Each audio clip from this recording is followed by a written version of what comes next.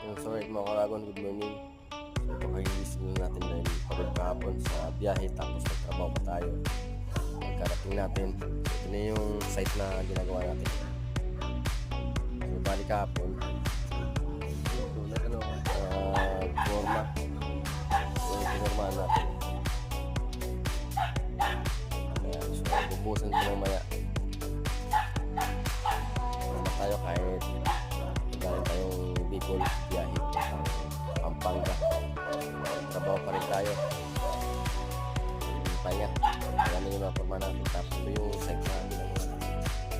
Dito. Nagala sila.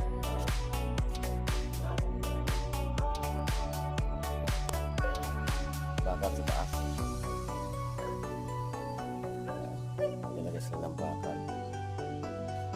Yung pinaporma natin, ito yung